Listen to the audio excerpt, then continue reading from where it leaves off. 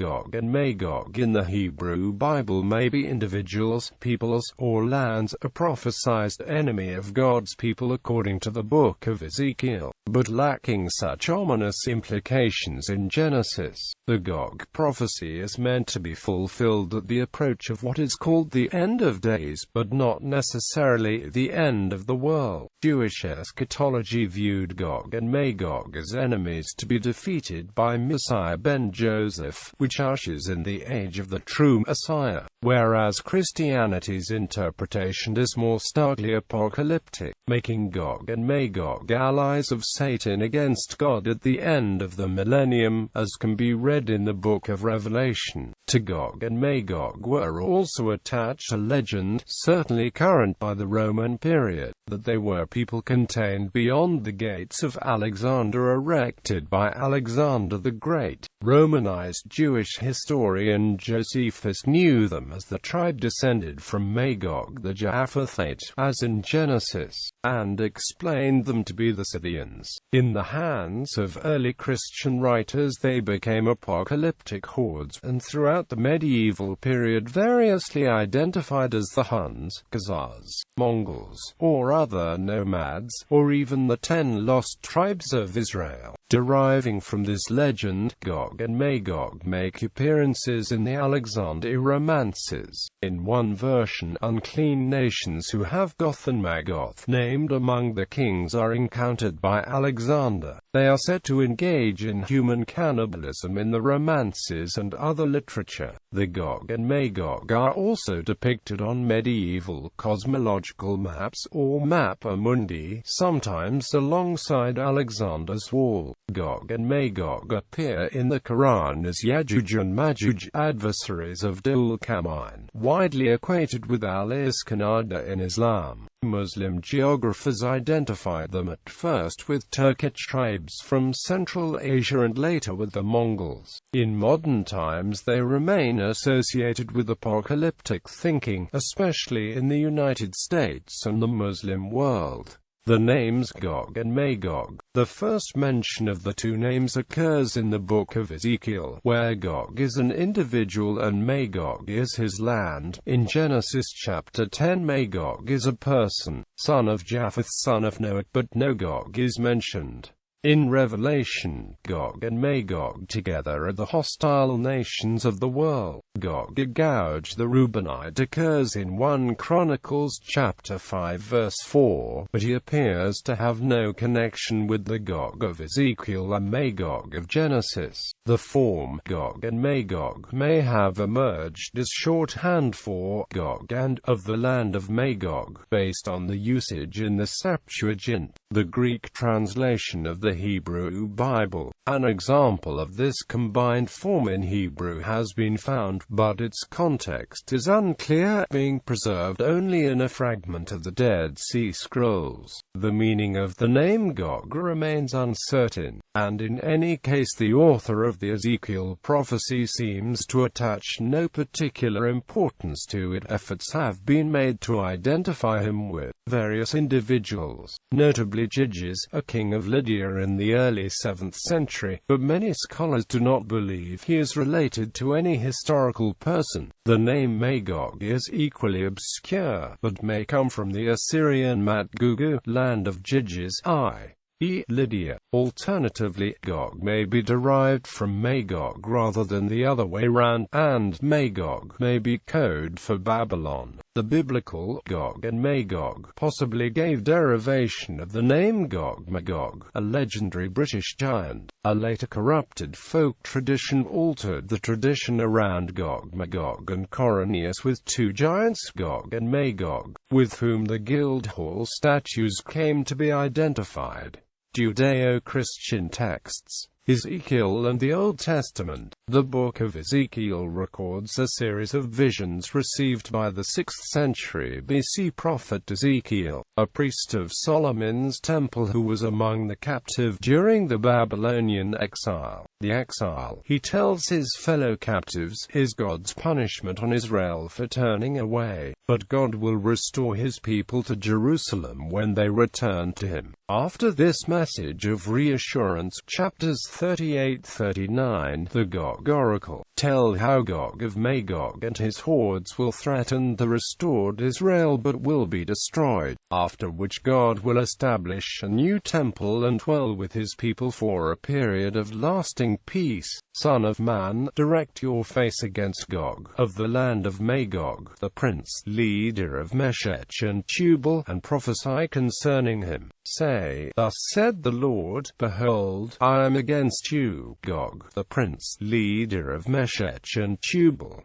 Persia, Cush and Put will be with you. Also Gomer with all its troops, and Beth Togarmah from the far north with all its troops, the many nations with you. Quote, Although the prophecy refers to Gog as an enemy in some future, it is not clear if the confrontation is meant to occur in the final end of days, since the Hebrew term Aharat HaYamim may merely mean latter days, and is open to interpretation. 20th century scholars have used the term to denote the eschaton in a malleable sense, not necessarily meaning final days, or tied to the apocalypse. Still, the utopia of chapters 40 to 48 can be spoken of in the parlance of true eschatological character, given that it is a product of cosmic conflict described in the immediately preceding Gog chapters. In the Old Testament, Gog appears only in these chapters. Of Gog's allies, Meshech and Tubal were 7th century kingdoms in central Anatolia north of Israel, Persia towards east, Cush and Put to the south. Gomer is the Cimmerians, a nomadic people north of the Black Sea, and Beth Togarmah was on the border of Tubal. The Confederation thus represents a multinational alliance surrounding Israel. Why the prophet's gaze should have focused on these particular nations is unclear, comments biblical scholar Daniel I. Block, but the remoteness and reputation for violence and mystery possibly made Gog and his confederates perfect symbols of the archetypal enemy, rising against God and his people. Internal evidence indicates that the Gog oracle is substantially later than the chapters around it and was composed between the 4th and 2nd centuries BC. The author has created his list of Gog's allies by blending names from Genesis chapter 10, the Table of Nations, Magog, Meshech, Tubal, Cush, Put, and Gomer, with the names of Tyre's trading partners in Ezekiel chapter 27, which includes all these names except Magog, plus Persia, and has decided they are the end-time enemies of Israel by means of Isaiah chapter 66 verse 19, which has several of the names and, like the Gog prophecy, addresses an eschatological future. Gog and Magog from Ezekiel to Revelation. Over the next few centuries, Jewish tradition changed Ezekiel's Gog from Magog into Gog and Magog. The process, and the shifting geography of Gog and Magog, can be traced through the literature of the period. The third book of the Sibylline Oracles, for example, which originated in Egyptian Judaism in the middle of the 2nd century BC, changes Ezekiel's Gog from Magog to Gog and Magog, links the fate with up to 11 other nations, and places them in the midst of Ethiopian rivers. This seems a strange location, but ancient geography did sometimes place Ethiopia next to Persia or even India. The passage has a highly uncertain text, with manuscripts varying in the groupings of the letters of the Greek text in 2 words, leading to different readings. One group of manuscripts links them with the Martians and Dacians in Eastern Europe, amongst others. The Book of Jubilees, from about the same time, makes 3 references to either Gog or Magog. In the first, Magog is a descendant of Noah, as in Genesis chapter 10. In the second, Gog is a region next to Japheth's borders, and in the third, a portion of Japheth's land is assigned to Magog. The 1st century Liber Antiquitatum Biblicarum, which retells biblical history from Adam to Saul, is notable for listing and naming 7 of Magog's sons, and mentions his thousands of descendants. The Samaritan Torah and the Septuagint occasionally introduce the name of Gog where the Hebrew original has something else, or use Magog where the Hebrew has Gog, indicating that the names were interchangeable. Chapters 19:11–21–8 of the Book of Revelation, dating from the end of the 1st century AD, tells how Satan is to be imprisoned for 1,000 years, and how, on his release, he will rally the nations in the four corners of the earth, Gog and Magog, to a final battle with Christ and his saints. When the 1,000 years are over, Satan will be released from his prison and will go out to deceive the nations in the four corners of the earth, Gog and Magog, and gather them for battle. In number they are like the sand on the seashore.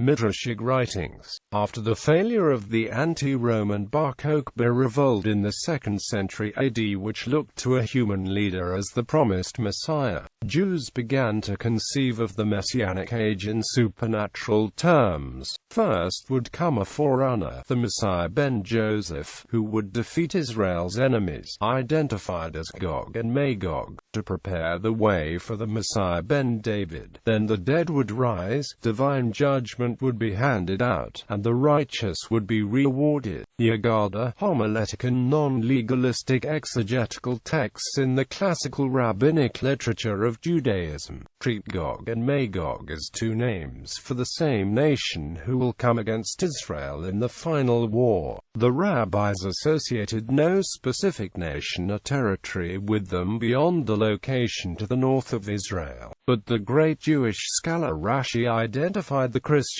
as their allies and said God would thwart the plan to kill all Israel. Alexander the Great, the 1st century Jewish historian Josephus, identified the Gog and Magog people as Scythians, horse-riding barbarians from around the Don and the Sea of Azov.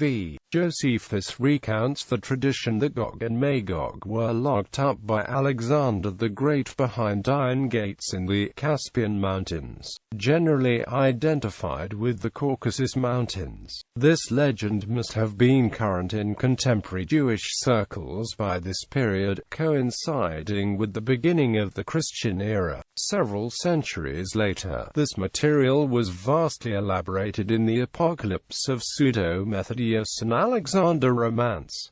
Precursor texts in Syriac. The Pseudo-Methodius, written originally in Syriac, is considered the source of Gog and Magog tale incorporated into Western versions of the Alexander Romance. An earlier dated Syriac Alexander legend contains a somewhat different treatment of the Gog and Magog material, which passed into the lost Arabic version or the Ethiopic and later Oriental versions of the Alexander Romance. In the Syriac Alexander legend dating to 629 to 630, Gog and Magog appear as kings of Hunnish nations, written by a Christian based in Mesopotamia. The legend is considered the first work to connect the gates with the idea that Gog and Magog are destined to play a role in the apocalypse. The legend claims that Alexander carved prophecies on the face of the gate marking a date for when these Huns, consisting of 24 nations, will breach the gate and subjugate the greater part of the world. The Pseudo-Methodius added a new element into the narrative, two mountains moving together to narrow the corridor, which was then sealed with a gate against Gog and Magog. This idea found its way into both the Western Alexander Romance and the Quran. Alexander Romances. This Gog and Magog legend is not found earlier versions of the Alexander Romance of Pseudo-Callisthenes, whose oldest manuscript dates to the 3rd century, but an interpolation into recensions around the 8th century. In the latest and longest Greek version are described the unclean nations, which include the Goth and Magog as the kings, and whose people engage in the habit of eating worms, dogs, human cadaver and fetuses. They were allied to Belsirians, and sealed beyond the breasts of the north, a pair of mountains 50 days' march away towards the north. Gog and Magog appear in somewhat later Old French versions of the Romance. In the verse Roman d'Alexander, branch 3, of Lambert Latourt, Gog and Magog were vassals to Porus, king of India, providing an auxiliary force of 400,000 men. Routed by Alexander, they escaped through a defile in the mountains of Tus, and were sealed by the wall erected there, to last until the advent of the Antichrist. Branch IV of the poetic cycle tells that the task of guarding Gog and Magog, as well as the rule of Syria and Persia, was assigned to Antigonus, one of Alexander's successors. Gog and Magog also appear in Thomas Dickens's roman Tout Chevalerie, where they are portrayed as cave dwellers who consume human flesh. The condensed account occurs in a derivative work, the Middle English King Alexander. In the 13th century French Roman d'Alexander en prose, Alexander has an encounter with cannibals who have taken over the role of Gog and Magog. This is a case of imperfect transmission, since the prose Alexander's source, the Latin work by Archpriest Leo of Naples known as Historia de Preliis, does mention Gog and Magog, at least in some manuscripts. The Gog and Magog are not only human flesh-eaters but illustrated as men, a notably beaked nose, in examples such as the Henry of Mainz map, an important example of Mappa Mundi. Gog and Magog caricaturized as figures with hooked noses on a miniature depicting their attack of the Holy City, found in a manuscript of the Apocalypse in Anglo-Norman. Identification with civilizations. Early Christian writers frequently identified Gog and Magog with the Romans and their emperor. After the empire became Christian, Ambrose identified Gog with the Goths, Jerome with the Scythians, and Jordanus said that Goths, Scythians and Amazons were all the same. He also cited Alexander's gates in the Caucasus. The Byzantine writer Procopius said it was the Huns Alexander had locked out, and a Western monk named Fredegar seems to have Gog and Magog in mind in his description of savage hordes from beyond Alexander's gates who had assisted the Byzantine Emperor Heraclius against the Saracens.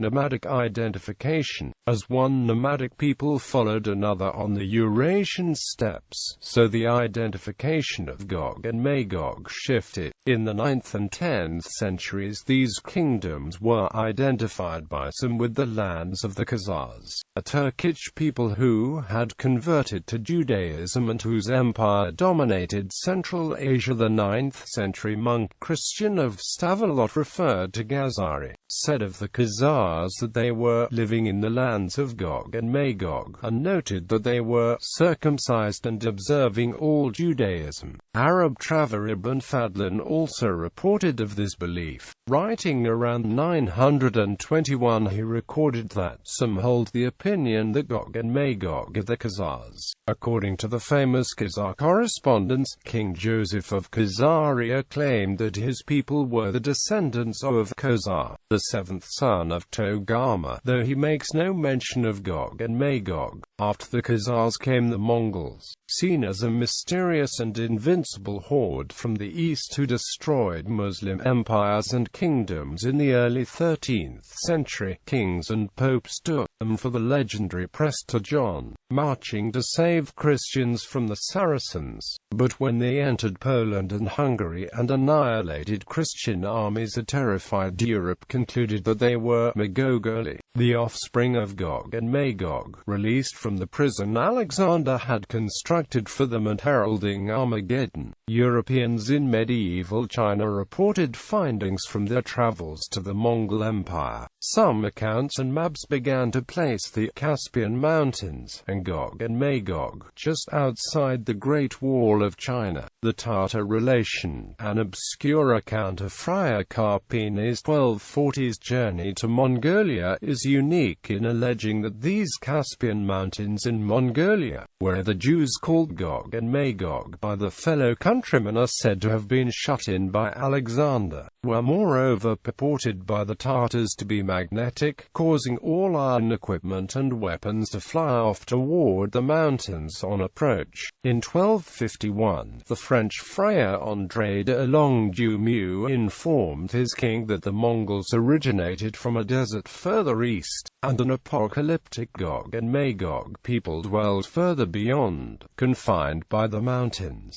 In fact, Gog and Magog were held by the Mongol to be their ancestors, at least by some segment of the population. As traveler and friar Ricoldo da Monte di Croce put it in California, 1291, they say themselves that they are descended from Gog and Magog, and on this account they are called Mogoli, as if from a corruption of Magogoli. Marco Polo, traveling when the initial terror had subsided, places Gog and Magog among the Tartars in Tenda, but then claims that the names Gog and Magog are translations of the place names Ung and Mongol, inhabited by the Ung and Mongols respectively. An explanation offered by Orientalist Henry Yule was that Marco Polo was only referring to the rampart of Gog and Magog, a name for the Great Wall of China. Friar André's placement of Gog and Magog far east of Mongolia has been similarly explained. The confined Jews. Sometime around the 12th century, the 10 lost tribes of Israel came to be identified with Gog and Magog. Possibly the first to do so was Petrus Comesta in Historica Scholastica, and he was indeed a far greater influence than others before him, although the idea had been anticipated by the aforementioned Christian of Stavelot, who noted that the Khazars, to be identified with Gog and Magog, was one of 7 tribes of the Hungarians and had converted to Judaism, while the confounding Gog and Magog as confined Jews was becoming commonplace. Some, like Ricoldo of Vincent de Beauvais, remained skeptics, and distinguished the lost tribes from Gog and Magog. As noted, Ricoldo had reported a Mongol folk tradition that they were descended Gog and Magog. He also addressed many minds being credulous of the notion that Mongols might be captive Jews, but after weighing the pros and cons, he concluded this was an open question. The Flemish Franciscan monk William of Rubruck, who was first-hand witness to Alexander's wall in Derbent on the shores of the Caspian Sea in 1254, identified the people the walls were meant to fend off only vaguely as wild tribes or desert nomads. But one researcher made the inference Rubruck must have meant Jews, and that he was speaking in the context of Gog and Magog. Confined Jews were later to be referred to as Red Jews in German-speaking areas, a term first used in a Holy Grail epic dating to the 1270s, in which Gog and Magog were 2 mountains enclosing these people. The author of the Travels of Sir John Mandeville, a 14th-century bestseller, said he had found these Jews in Central Asia, whereas Gog and Magog they had been imprisoned by Alexander, plotting to escape and join with the Jews of Europe to destroy Christians.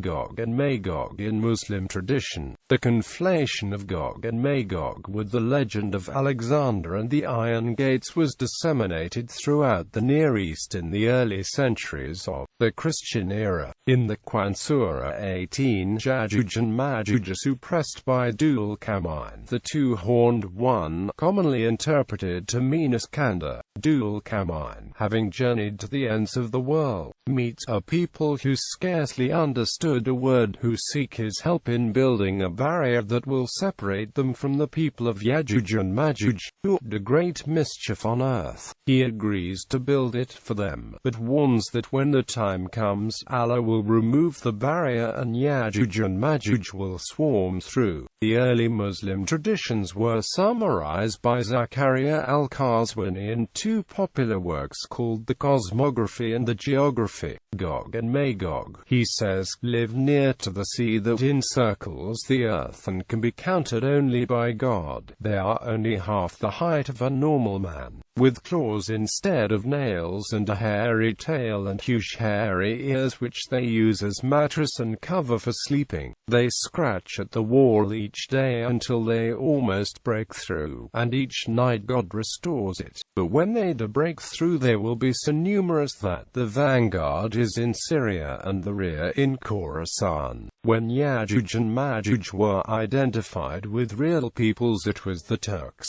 who threatened Baghdad and northern Iran. Later, when the Mongols destroyed Baghdad in 1258, it was they who were Gog and Magog. The wall dividing them from civilized peoples was normally placed towards Armenia and Azerbaijan. But in the year 842 the Caliph al-Wauquelin had a dream in which he saw that it had been breached, and sent an official named Salam to investigate. Salam returned a little over 2 years later and reported that he had seen the wall and also the tower where Dul-Qarnayn had left his building equipment, and all was still intact. It is not entirely clear what Salam saw, but he may have reached the Jade Gate, the westernmost customs point on the border of China. Somewhat later, the 14th century traveler Ibn Battuta reported that the wall was 60 days' travel from the city of Zaitun, which is on the coast of China. The translator notes that Ibn Battuta has confused the Great Wall of China with that built by Dul-Qarnayn. Modern apocalypticism. In the early 19th century, some Chassidic rabbis identified Napoleon's invasion of Russia as the War of Gog and Magog. But as the century progressed, apocalyptic expectations receded as the populace in Europe began to adopt an increasingly secular worldview. This has not been the case in the United States, where a 2002 poll indicated that 59% of Americans believed the events predicted in the Book of Revelation would come to pass. During the Cold War, the idea that Russia had the role of Gog gained popularity, since Ezekiel's words describing him as Prince of Meshech, Rosh Meshech in Hebrew, sounded suspiciously like Russia and Moscow. Even some Russians took up the idea, apparently unconcerned by the implications, as did Ronald Reagan. Post-Cold War millenarians still identify Gog with Russia, but they now tend to stress his allies among Islamic nations, especially Iran. For the most fervent, the countdown to Armageddon began with the return of the Jews to Israel, followed quickly by further signs pointing to the nearness of the final battle: nuclear weapons, European integration, Israel's seizure of Jerusalem, and America's wars in Afghanistan and the Gulf. In the prelude to the 2003 invasion of Iraq, President George W. Bush told Jacques Chirac, "Gog and Magog are at work in the Middle East. This confrontation," he urged the French leader, "is willed by God, who wants to use this conflict to erase his people's enemies before a new age begins." Chirac consulted a professor at the Faculty of Theology of the University of Lausanne to explain Bush's reference. William Inboden has questioned the veracity of the alleged Bush quotation, pointing out that administration insiders are unaware of such a conversation ever taking place, and the trail of references for this quote leads to a dead end with no reliable original source. In the Islamic apocalyptic tradition, the end of the world would be preceded by the release of Gog and Magog, whose destruction by God in a single night would usher in the day of resurrection. Reinterpretation did not generally continue after classical times, but the needs of the modern world have produced a new body of apocalyptic literature in which Gog and Magog are identified as the Jews in Israel, or the 10 lost tribes, or sometimes as communist Russia and China. One problem these writers have had to confront is the barrier holding Gog and Magog back, which is not to be found in the modern world. The answer varies, some writers saying that Gog and Magog were the Mongols and that the wall is now gone, others that both the wall and Gog and Magog are invisible.